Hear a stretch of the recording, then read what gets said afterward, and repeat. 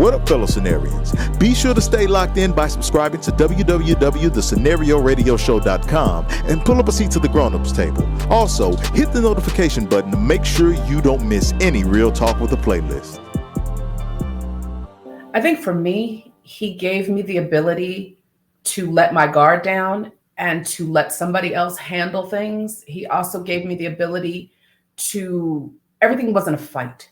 Everything, I didn't feel the need to like defend and fight. And, some things, everything was not a hill to die on. Yeah. He was the first person that I could open up to about everything. And, there's conversations that we have about everything from finances to weight loss, to exercise, to health, to, travel, to politics. I could just let my guard down and talk to him about everything. And, when I say things to him, he listens, and it may take him a beat and it may take him a day or two, but he'll come back and say, okay, well, this is what I heard. This is how I feel. This is how you made me feel. And we can actually talk about it. It doesn't become I got you moment or contentious or, when we're, even if, we're not seeing the same side of the coin, when we want to talk about things, we're like everybody else. We do get mad, but we come back and we actually have that conversation and try to get to the root of what the actual difficulty was.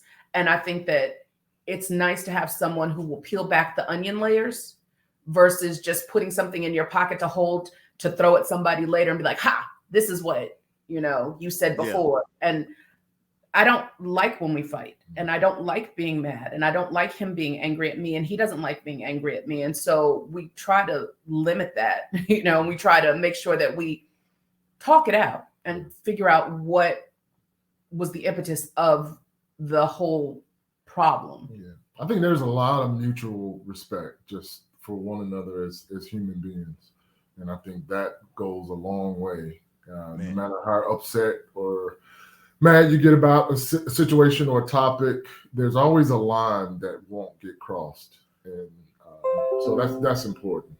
You couldn't find a better friendship than what we have with each other. Yeah. And that is the foundation to what we built the rest of our lives on.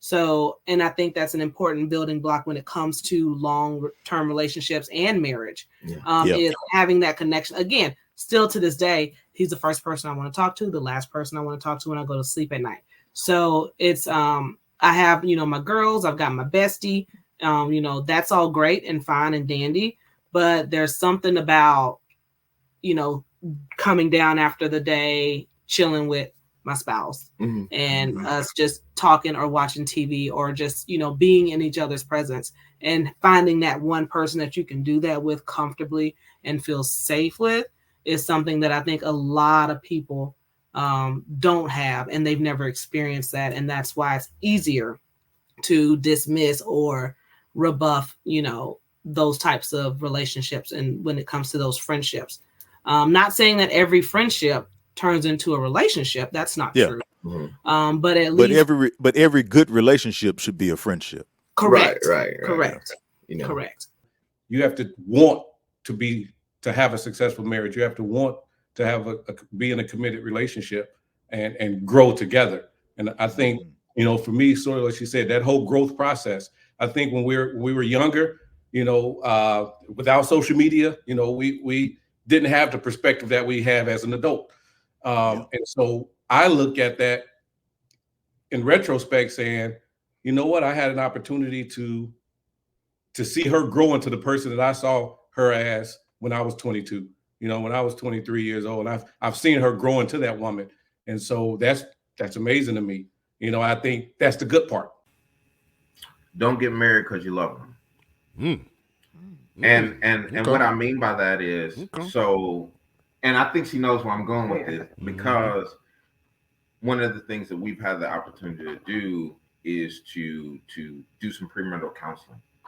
And so with other couples. And so one of the first questions that we ask when we sit down with a couple and they come and say, oh, we're getting married, will you counsel us?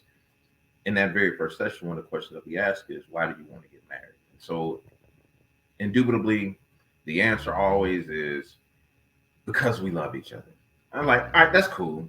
I get that you love them, but that love, right, is not all of what it takes to make a marriage function and work, right? And so, in very real, concrete ways, how is it that you plan to show that love, and how do you then want to and how do you want to receive that love, and what do the nuts and bolts of the relationship look like on a day-to-day basis? Yeah. You know, it's great to love, but there's going to get a point where right now you're riding high on emotion, and 2-3 years in, and maybe the kids, they start coming, or maybe you've already had children, you're having to do just the day-to-day maintenance of what it looks like to live with another human being.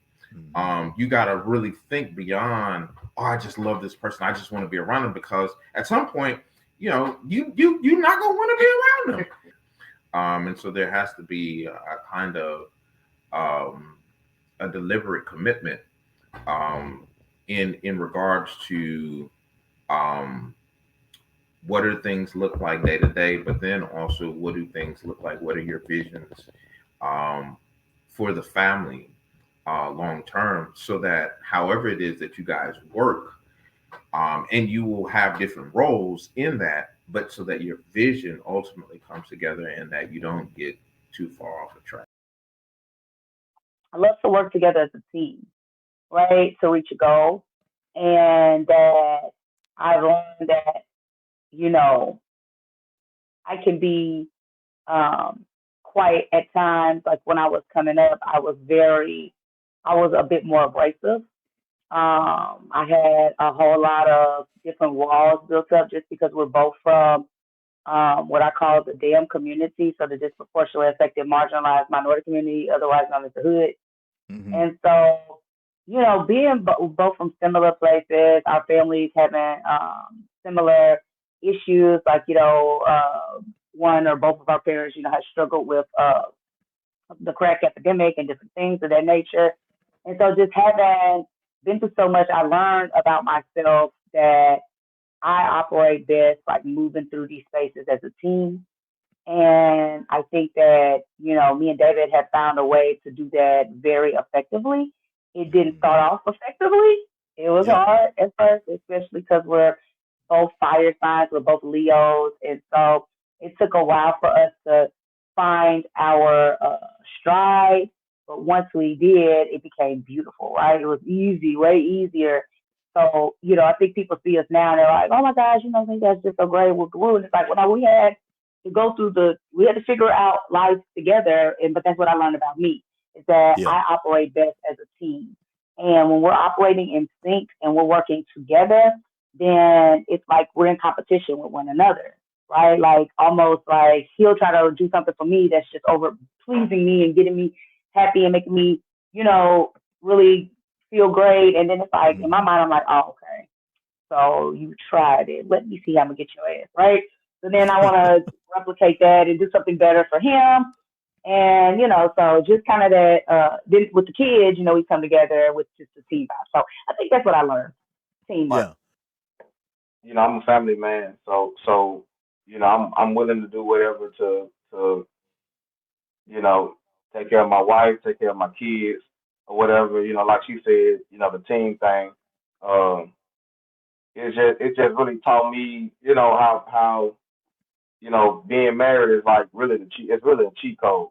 It's really like, everybody pitching this single thing or, and all that. But it taught me how much of a team player I am. Sometimes I've taken the back seat on some stuff. Just working together to reach a goal. And if you work together, I mean, you can do anything. So yeah, that's what I learned. That's what I learned about myself. So yeah. And so just being in different stages of your life, we have had to learn and unlearn each other over and over and over. But being able to do that, right? Giving your spouse the space to grow, giving your spouse the ability to be someone, to evolve into someone different, and not like saying, oh, you're not that person no more, you're changing. It's like, good. A person is supposed to change, it's supposed to evolve. You know what I mean? But giving them the room to do that, and then also being willing to learn them, right? Again, to like, okay, who is this new person that you are, right? What is this person like? What are you doing at this stage in your life? And being that, so that's what me and David always have naturally done. Is just like, if one person, we're both pretty ambitious people, but if a person is doing something, we give that person the space to live, to do what they're doing, to grow to that, what they feel they need to be. And we're not on that. If we don't feel like compelled like that to whatever they're doing, we still give them the room to grow, right? Yeah. And we still go love on them while they're doing it. And the other thing is, like, I can be very impetuous, and he indulges that. And he I'm like, let's go do this. And he's like, okay, let's go, And so I love that, I had last summer of 2022, I spent a month in Portugal, and he was cheering me on the whole time, like, go. And he came, for a week. And, so I think that he loves my wanderlust and my zest for life and adventure. And I think we've done more in these 4 years. We have traveled and done things and done all kinds of adventures. I think we've done more in these 4 years because I think that we help each other to find that piece of bravery when you're like, I don't know. And that's just in life, in work, in anything, he's the cheerleader that I need. And I feel like I'm that for him, we're that balance that people need to keep going forward.